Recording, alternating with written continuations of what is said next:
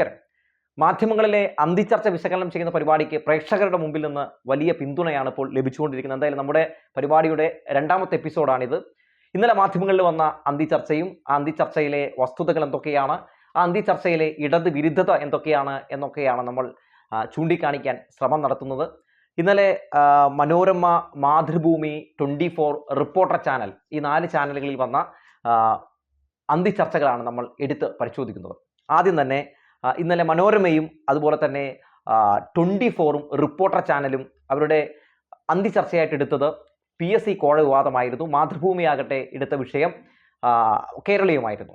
അപ്പോൾ എങ്ങനെയായിരുന്നു ഇന്നലത്തെ അന്തിച്ചർച്ച പോയതെന്ന് നമുക്ക് നോക്കാം. മനോരമയിൽ ഇന്നലെ ഷാനിയായിരുന്നു അന്തിച്ചർച്ച നയിച്ചത്. അവരുടെ കൗണ്ടർ പോയിന്റിൽ ഇങ്ങനെയായിരുന്നു വിഷയം: PSC കോഴയിൽ CPM ഉരുണ്ട് കളിക്കുന്നത് എന്തിന്, വിഭാഗീയത ഒത്തുതീർപ്പോ എന്ന സബ്ജക്റ്റ് ആയിരുന്നു. എന്ന ഒരു തലക്കെട്ടൊക്കെ കൊടുത്താണ് ഇവർ അന്തിച്ചർച്ച തുടങ്ങിയത്. PK സനോജ് ആയിരുന്നു ഇടത് പ്രതിനിധി. ഇതിലേറ്റവും രസകരമായിട്ടുള്ളൊരു കാര്യം, ഈ PSC കോഴ വിവാദവുമായി ബന്ധപ്പെട്ട് പാർട്ടിക്ക് മുമ്പിൽ ഒരു പരാതി പോലും വന്നിട്ടില്ല എന്നതാണ് വസ്തുത. മറ്റൊരു കാര്യം, പരാതിക്കാരിയോ അല്ലെങ്കിൽ പരാതിയുടെ കോപ്പിയോ ഇതുമായി ബന്ധപ്പെട്ട ഒരു തെളിവോ ഈ അന്തിച്ചർച്ച നടത്തുന്ന മാധ്യമങ്ങൾക്ക് പോലും പുറത്തുവിടാൻ കഴിഞ്ഞിട്ടില്ല എന്നത് വലിയൊരു യാഥാർത്ഥ്യമാണ്. ഈ PSC കോഴ വിവാദവുമായി ബന്ധപ്പെട്ട് പരാതി കൊടുത്ത വൈശാലിനെ കഴിഞ്ഞ ദിവസം സുജയ പാർവതി ഒരു ചർച്ചയിൽ ചില ചോദ്യങ്ങൾ സുജയ ചോദിക്കുന്നത് കേട്ടു. എന്ത് തെളിവാണ് വൈശാലിൻ്റെ കയ്യിലുള്ളത്, എന്തൊക്കെ തെളിവുകളാണ് പോലീസിൽ കൊടുത്തതെന്ന് ചോദിച്ചപ്പോൾ വൈശാൽ പറഞ്ഞത്, ഞങ്ങളുടെ കയ്യിൽ തെളിവുണ്ട്, പക്ഷേ ഞങ്ങളത് മാധ്യമങ്ങളുടെ മുമ്പിൽ പുറത്തുവിടില്ല, മാത്രവുമല്ല ഞങ്ങളത് പരിശോധിച്ച് വരികയാണ്, അത് സത്യമാണോ അല്ലയോ എന്ന് അറിയില്ല എന്നാണ് പറഞ്ഞത്. അതായത് ഈ PSC കോഴ വിവാദം വെറും പച്ചക്കള്ളമാണ്, നുണയാണെന്ന് വൈശാല് റിപ്പോർട്ടർ ചാനലിൽ നിന്ന് സമ്മതിച്ചു തന്നിരിക്കുകയാണ് എന്നതാണ് പ്രധാനപ്പെട്ട കാര്യം. അങ്ങനെ ഇന്നലത്തെ പകല് മുഴുവൻ ഇത് ആളിക്കത്തിക്കുന്ന ഒരു കാഴ്ചയുണ്ടായി. പക്ഷേ ആ പകല് മുഴുവൻ ഇവരുടെ വ്യാജ പ്രചരണങ്ങൾ, മാധ്യമങ്ങളുടെയും പ്രതിപക്ഷത്തിൻ്റെയും വ്യാജ പ്രചരണങ്ങൾ പൊളിയുന്ന സാഹചര്യമൊക്കെയാണ് നമ്മൾ കണ്ടത്. അങ്ങനെ അന്തിച്ചർച്ച തുടങ്ങുന്നു. ഷാനി ചോദിക്കുകയാണ്, ഈ വിഷയവുമായി ബന്ധപ്പെട്ട പരാതി വന്നിട്ടില്ലേ എന്ന് ചോദിക്കുകയാണ്. അപ്പോൾ പരാതി വന്നിട്ടില്ല എന്ന് VK സനോജ് പറയുമ്പോൾ എന്തിനാണ് കള്ളം പറയുന്നത് എന്ന് VK സനോജിനോട് ഷാനി ചോദിക്കുന്നു. അപ്പോൾ VK സനോജ് തിരിച്ചൊരു മറുപടി ചോദിക്കുന്നുണ്ട്, ഞാൻ കള്ളമാണ് പറയുന്നത് എന്നതിന് എന്താണ് നിങ്ങളുടെ കയ്യിൽ തെളിവുള്ളത്, അങ്ങനെയാണെങ്കിൽ തെളിവ് പുറത്തുവിടുന്നത്. പിന്നെ ഷാനി കിടന്ന് വെള്ളം കുടിക്കുകയാണ്. ഉത്തരം മുട്ടുമ്പോൾ കൊഞ്ഞനം കുത്തുക എന്ന പഴയൊരു പഴഞ്ചൊല്ലാണ് ഓർമ്മ വന്നത്. അങ്ങനെ VK സനോജിൻ്റെ അടുത്ത് നിരന്തരം, അതായത് തങ്ങൾക്ക് വേണ്ടത് എന്താണോ അത് പറയിപ്പിച്ചെടുക്കാനുള്ള ശ്രമം നടത്തുകയാണ് VK സനോജ്. ഫാക്റ്റുകൾ നിരത്തിക്കൊണ്ട് തെളിവ് നിങ്ങളുടെ കയ്യിലുണ്ടെങ്കിൽ പുറത്തുവിടുന്നേ, തെളിവുകൾ നിങ്ങൾ പുറത്തുവിടുകയാണെങ്കിൽ ഏത് അന്വേഷണത്തിനും തയ്യാറാണ്. എന്നാലും മുഖ്യമന്ത്രി പിണറായി വിജയൻ തന്നെ പറഞ്ഞല്ലോ ഏത് അന്വേഷണത്തിനും തയ്യാറാണെന്ന് എന്ന് പറയുകയാണ്. അപ്പോൾ ഷാനി ചോദിക്കുകയാണ്, അപ്പോൾ പരാതിയില്ലെങ്കിൽ പിന്നെ എന്തുകൊണ്ടാണ് ഗോവിന്ദൻ മാഷ് പരിശോധിക്കാമെന്ന് പറഞ്ഞത് എന്ന്. ഒന്ന് ആലോചിച്ച് നോക്കൂ, എത്ര വിവരം കെട്ടൊരു ചോദ്യമാണതെന്ന്. അതായത് മാധ്യമങ്ങളിൽ ഇങ്ങനെ ഒരു വാർത്ത ഉയർന്നു വരികയാണ്. ഇതുമായി ബന്ധപ്പെട്ട് CPMന്റെ സംസ്ഥാന സെക്രട്ടറി MV ഗോവിന്ദൻ മാഷിൻ്റെ അടുത്തൊരു ചോദ്യം ചോദിക്കുകയാണ്. അപ്പോൾ അദ്ദേഹം എന്താണ് പറയേണ്ടത്? അതായത് അങ്ങനെ ഒരു ആരോപണം ഉയർന്നു വന്നിട്ടുണ്ടെങ്കിൽ പരിശോധിക്കാം എന്നല്ലേ സ്വാഭാവികമായിട്ടും പറയേണ്ടത്. അപ്പോൾ അദ്ദേഹം അങ്ങനെ ഒരു കാര്യം പറഞ്ഞു. അപ്പോൾ അത് പരാതി കിട്ടിയത് കൊണ്ടാണ് എന്ന് വരുത്തി തീർക്കുകയാണ്. മാത്രവുമല്ല, മനോരമയുടെ കഥയൊന്ന് ആലോചിച്ച് നോക്കണേ. മനോരമ പറയുകയാണ്, ഈ വിഷയമായിട്ട് ബന്ധപ്പെട്ട് ഇങ്ങനെ പരാതിക്കാരെയൊക്കെ ചോദ്യം ചെയ്തിട്ടുണ്ട്, ഞങ്ങളുടെ കയ്യിൽ തെളിവുണ്ട്, നിങ്ങൾക്ക് അറിയാമല്ലോ ഞങ്ങളുടെ തെളിവുണ്ടെന്ന് എന്നൊക്കെയാണ് പറയുന്നത്. പച്ചക്കള്ളം. ഇടതുപക്ഷത്തിനെതിരെ പടച്ചുവിടാൻ ഒരു നാണവും മാനവും ഇല്ലാത്ത മാധ്യമമാണ് മനോരമ ന്യൂസ് എന്ന കാര്യത്തിൽ ആർക്കും സംശയമില്ല. നിരവധി വ്യാജ വാർത്തകൾ ഇടതുപക്ഷത്തിനെതിരെ ചെയ്തിട്ടുള്ള ചാനൽ കൂടിയാണ്. അങ്ങനെ ഒരു ചാനലിൻ്റെ കയ്യിൽ ഇങ്ങനെ ഒരു തെളിവ് കിട്ടിയിട്ട് ആ തെളിവ് പുറത്തു വിട്ടിട്ടില്ല, ഞങ്ങളുടെ കയ്യിലുണ്ട് എന്ന് ഈ ഷാനി അന്തിച്ചർച്ചയിലിരുന്ന് പറയുന്നത് കേട്ടപ്പോൾ സത്യത്തിൽ ഈ വർഷത്തെ ഏറ്റവും വലിയൊരു കോമഡി ആയിട്ടാണ് എനിക്ക് തോന്നിയത്. എന്തായാലും അന്തിച്ചർച്ചയിൽ VK സനോജ് ഷാനി പ്രഭാകരനെയും ഒപ്പം മനോരമ ന്യൂസിൻ്റെയും രാഷ്ട്രീയത്തെ വലിച്ചു കീറുന്ന കാഴ്ചയാണ് കണ്ടത്. പ്രതിപക്ഷം എന്തു പറയുന്നു ആ പച്ചങ്ങൾ അതേപോലെ തന്നെ ആ പച്ചക്കള്ളങ്ങൾ പേപ്പറിലാണെങ്കിൽ പേപ്പറിൽ, അല്ലെങ്കിൽ ഈ ചാനലിലാണ് ഈ ചാനലിൽ അതേപടി കൊടുക്കുന്ന മനോരമയുടെ രാഷ്ട്രീയം നമ്മൾ ഇന്നും ഇന്നലെയൊന്നും കണ്ടു തുടങ്ങിയതല്ല. അതായത് കമ്മ്യൂണിസ്റ്റ് പാർട്ടി എന്തെങ്കിലും അധികാരത്തിൽ വന്നാൽ വിഷം കഴിച്ച് മരിക്കുമെന്ന് പറഞ്ഞ മാമം മാപ്പിളയുടെ പ്രസ്ഥാനത്തിൽ നിന്ന് ഇതിൽ കൂടുതലൊന്നും പ്രതീക്ഷിക്കുന്നില്ല. ഇനി റിപ്പോർട്ടർ ചാനലിലെ ഡിബേറ്റ് വിത്ത് സ്മൃതി പരുത്തിക്കാട് എന്ന് പറയുന്ന അന്തിച്ചർച്ചയിലേക്ക് പോകാം. അന്തിച്ചർച്ചയുടെ വിഷയം ഈ PSC കോഴ വിവാദം തന്നെയായിരുന്നു. അവരുടെ തലക്കെട്ട് എങ്ങനെയായിരുന്നു? കോടതിയിലോ തീർപ്പ് എന്നായിരുന്നു. ഇന്നത്തെ രസകരമായിട്ടുള്ള കാര്യം, ഇതിൽ CPMന്റെ പ്രതിനിധി അഡ്വക്കേറ്റ് അരുൺകുമാർ ആയിരുന്നു. അരുൺകുമാറിനെ അവിടെ ഇരുത്തിയിട്ട് സ്മൃതി പരുത്തിക്കാട് പറയുകയാണ്, ഈ വിഷയമായിട്ട് ബന്ധപ്പെട്ട് സംസ്ഥാന നേതൃത്വം ജില്ലാ നേതൃത്വത്തോട് അന്വേഷിച്ച് റിപ്പോർട്ട് കൊടുക്കാൻ വേണ്ടി പറഞ്ഞിട്ടുണ്ടെന്ന്. അഡ്വക്കേറ്റ് അരുൺകുമാർ വാ വിളിച്ച് കേട്ടിരിക്കുകയാണ്. ഇതൊന്നും ഞങ്ങൾ അറിഞ്ഞില്ലല്ലോ, എപ്പോ എന്ന്. അതായത് ഒരു കഥ മെനയുകയാണ്.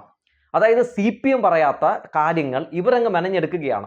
ഇങ്ങനെയൊക്കെയാണ് എന്ന് പറഞ്ഞ് ഉണ്ടാക്കുകയാണ്. ഇങ്ങനെയൊക്കെ നടന്നു എന്ന് പറയുകയാണ്. പരാതി ഇവരുടെ കയ്യിലില്ല, പരാതിയുടെ തെളിവില്ല, പരാതി കിട്ടിയിട്ടില്ല.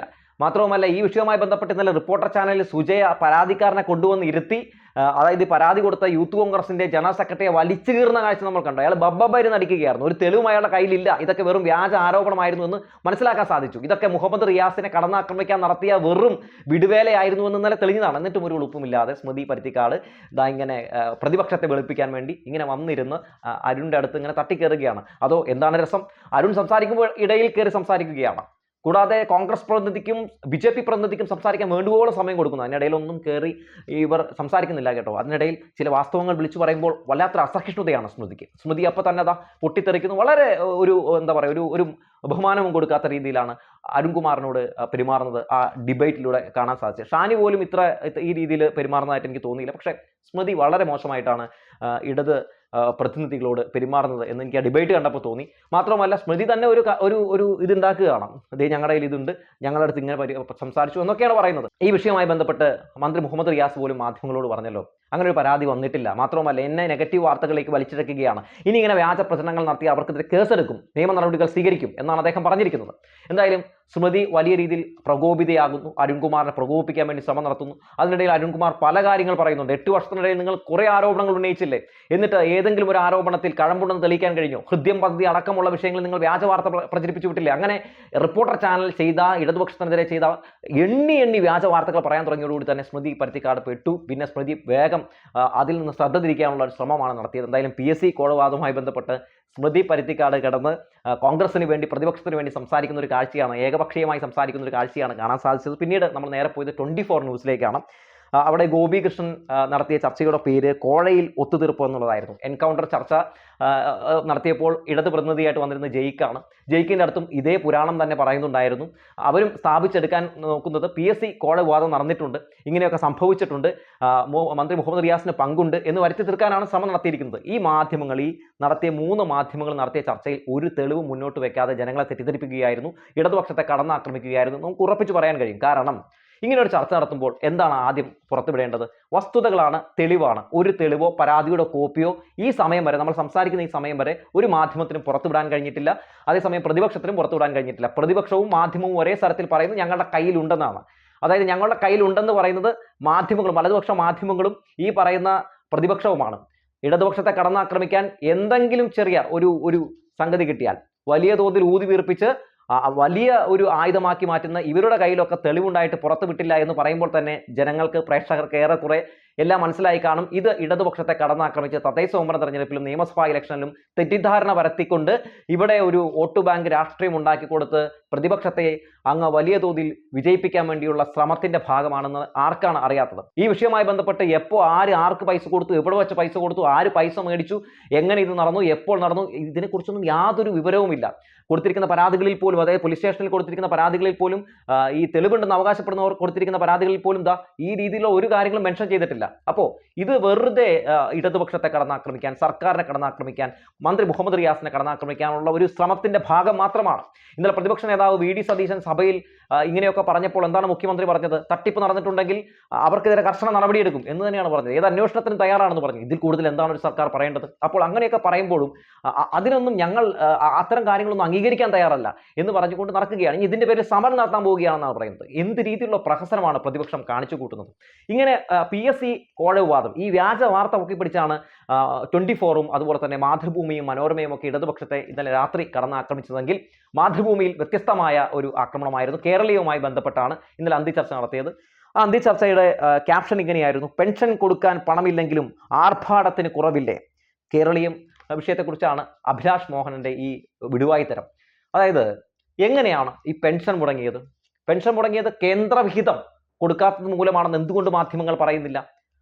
മാത്രവുമല്ല, ഈ കേരളീയം എന്ന് പറയുന്ന പരിപാടി എത്ര വലിയ ആഘോഷത്തോടെയാണ് കേരള ജനത നെഞ്ചിലേറ്റിയത്. ഒരു ദുബായ് ഷോപ്പിംഗ് ഫെസ്റ്റിവൽ നടക്കുമ്പോൾ നമ്മളൊക്കെ വലിയ രീതിയിൽ അതങ്ങ് കൊട്ടി ആഘോഷിച്ചു. നമ്മുടെ നാട്ടിൽ ഇങ്ങനെ ഒരു ഉത്സവം നടക്കുമ്പോൾ ഇവിടുത്തെ മാധ്യമങ്ങളും പ്രതിപക്ഷവും കുത്തിത്തിരിപ്പുണ്ടായിക്കൊണ്ട് കിടക്കും. കേരളീയം നടക്കുന്ന സമയത്ത് പ്രതിപക്ഷത്തെ ക്ഷണിച്ചിരുന്നല്ലോ, എന്തുകൊണ്ട് കേരളീയം പരിപാടിയിൽ പ്രതിപക്ഷം പങ്കെടുത്തില്ല? കേരളീയ പരിപാടിയാണെങ്കിലും അല്ലെങ്കിൽ ലോക കേരള സഭയാണെങ്കിലും അതുപോലെ തന്നെ നവകേരള സദസ്സാണെങ്കിലും എല്ലാ വിഷയങ്ങളിലും സർക്കാർ പ്രതിപക്ഷത്തിൻ്റെ കൂടി അവരുടെ കൂടി സഹകരണം ആവശ്യപ്പെട്ടുകൊണ്ട് പലപ്പോഴും ക്ഷണിക്കാറുണ്ട്. പക്ഷെ തിരസ്കരിക്കുന്ന കാഴ്ചയാണ് നമ്മൾ കണ്ടുകൊണ്ടിരിക്കുന്നത്. എന്നിട്ട് തിരസ്കരിച്ചിട്ട് എന്താണ് സംഭവിക്കുന്നത്? പ്രതിപക്ഷവും മാധ്യമങ്ങളും മാധ്യമങ്ങളും ഒരുപോലെ ഇരുന്ന് ഇവിടെ ഭരണപക്ഷത്തെ കടന്നാക്രമിക്കുന്ന സാഹചര്യമാണ് നമ്മൾ കണ്ടുകൊണ്ടിരിക്കുന്നത്. ഇന്നലെ ഇങ്ങനെ ഇരുന്ന് പറയുകയാണ്, പൈസ കൊടുക്കാൻ പോലും കഴിയാത്ത സാഹചര്യത്തിൽ എങ്ങനെയാണ് ഇത്തരത്തിലുള്ള കാര്യങ്ങൾ നടപ്പിലാക്കി എടുക്കാൻ കഴിയുക, ഇത് ധൂർത്തല്ലേ എന്നാണ് അഭിലാഷ് മോഹനൻ ചോദിക്കുന്നത്. മാതൃഭൂമിയുടെ രാഷ്ട്രീയം അഭിലാഷ് പറയുന്നത് കേൾക്കുമ്പോൾ ചിരിയാണ് വരുന്നത്. ഈ അഭിലാഷ് തന്നെ ഇങ്ങനെ പറയണം എന്നതാണ് ഏറ്റവും പ്രധാനപ്പെട്ട കാര്യം. എത്ര സ്പോൺസർഷിപ്പ് കിട്ടി എന്നതിനെ കുറിച്ചൊന്നും സർക്കാർ പറയുന്നില്ല എന്നൊക്കെയാണ് അഭിലാഷൊക്കെ പ്രസ്താവിക്കുന്നത്. 11 കോടി രൂപ സ്പോൺസർഷിപ്പായി കിട്ടിയെന്ന് സഭയിൽ മുഖ്യമന്ത്രി പറഞ്ഞിട്ടുണ്ട് എന്ന കാര്യം ആർക്കാണ് അറിയാത്തത്? മാത്രവുമല്ല, ഈ ഡിസംബറിൽ നടക്കാൻ പോകുന്ന കേരളീയവുമായി ബന്ധപ്പെട്ട് 5 പൈസ പോലും സർക്കാരിന്റെ ഖജനാവിൽ നിന്ന് എടുക്കേണ്ട അവസ്ഥ വരില്ല എന്ന് മുഖ്യമന്ത്രി പറയുമ്പോഴും ഇത് ധൂർത്താണ് എന്ന് പറഞ്ഞ് പ്രതിപക്ഷം സംസാരിക്കുന്നു. പ്രതിപക്ഷം എന്ത് പറഞ്ഞാലും അത് അന്തിചർച്ചയാക്കി മാറ്റുന്നു. അപ്പൊ എന്താണ് ഇവർ ഇതുകൊണ്ട് ഉദ്ദേശിക്കുന്നത്? അതായത് നമുക്കറിയാമല്ലോ, 5 മാസമായിട്ട് ക്ഷേമ പെൻഷൻ മുടങ്ങിക്കിടക്കുന്നുണ്ട്. അത് കൊടുക്കണമെങ്കിൽ തന്നെ ഏകദേശം 4000 സംതിങ് കോടി രൂപ ആവശ്യമാണ്. എന്നാൽ കേരളീയം നടത്താൻ വേണ്ടി എത്ര രൂപയാണ് ആവശ്യം? അത്രയും കോടി രൂപയുടെ ഒന്നും ആവശ്യമില്ല. പക്ഷെ അത്രയും കോടി രൂപ മുടക്കി ഇവിടെ കഴിഞ്ഞ തവണ 27 കോടി രൂപ മുടക്കി അങ്ങനെ ഒരു കേരളീയം നടത്തിയിട്ടുണ്ടെങ്കിൽ അതിൻ്റെതായിട്ടുള്ള കുറേ ഗുണങ്ങൾ ഉണ്ടായിട്ടുണ്ട്. അത് ടൂറിസം മേഖലയിലാണെങ്കിലും വ്യവസായ മേഖലയിലാണെങ്കിലും ഏത് മേഖലയിലാണെങ്കിലും അതൊക്കെ മനഃപൂർവ്വം തിരസ്കരിക്കുകയാണ്. കേരളീയം എന്ന് പറയുന്ന ഈ പരിപാടി വലിയ ധൂർത്താണ് എന്ന് പറയുന്ന ഇവർ ഏത് സർക്കാരിന്റെ പദ്ധതികളെയാണ് പിന്തുണച്ചിട്ടുള്ളത്? ലൈഫ് പദ്ധതി അവർ പിന്തുണച്ചിട്ടുണ്ടോ? അല്ലെങ്കിൽ നവകേരള സദസ്സിനെ ഇവർ പുകഴ്ത്തി സംസാരിച്ചിട്ടുണ്ടോ? അല്ലെങ്കിൽ കേരളീയം പരിപാടി ജനങ്ങൾ മുഴുവൻ നെഞ്ചിലേറ്റി നടന്നപ്പോൾ ഇവർ അതിനെ പുകഴ്ത്തി സംസാരിച്ചിട്ടുണ്ടോ? ഇല്ലെന്നേ. എപ്പോഴും ഇകഴ്ത്തി മാത്രമേ ഇവർ സംസാരിച്ചിട്ടുള്ളൂ. നമ്മുടെ മുന്നിൽ ഉള്ളൊരു യാഥാർത്ഥ്യമാണല്ലോ. മാത്രവുമല്ല, ആ നവകേരള സദസ്സുമായി ബന്ധപ്പെട്ട് അന്ന് രാജഗോപാൽ പങ്കെടുത്തപ്പോൾ എന്താണ് പറഞ്ഞത്?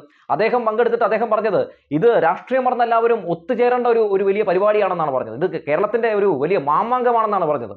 പങ്കെടുത്ത ആളുകളെല്ലാം അങ്ങനെയാണ് പറഞ്ഞത്. പലരും രാഷ്ട്രീയം മറന്നുപോലും ആ വേദിയിലേക്ക് ഒഴുകിയെത്തുന്ന കാഴ്ചയൊക്കെ നമ്മൾ കണ്ടതാണ്. അപ്പോൾ ഇത്തരത്തിൽ ജനപ്രീതി പിടിച്ചു പറ്റിയ, ഇത്തരത്തിൽ കേരളത്തിന്റെ ഒരു ഉത്സവം പോലെ കൊണ്ടാടിയ കേരളീയം എന്ന് പറയുന്ന പദ്ധതിയിൽ പോലും ധൂർത്താണ്, ആർഭാടമാണ് എന്നൊക്കെ പറഞ്ഞ് ജനങ്ങളെ തെറ്റിദ്ധരിപ്പിക്കാൻ ശ്രമം നടത്തുമ്പോഴും എങ്ങനെയാണ് ഇത്തരത്തിലുള്ള വിഹിതങ്ങൾ, അതായത് ഈ ക്ഷേമ പെൻഷൻ അടക്കമുള്ള കാര്യങ്ങൾ മുടക്ക വന്നത് എന്നുകൂടിയൊക്കെ മാതൃഭൂമിയോടുള്ള വലതുപക്ഷ മാധ്യമങ്ങൾ പറയാൻ സമയം കണ്ടെത്തണമെന്ന് ഓർമ്മപ്പെടുത്തുകയാണ്.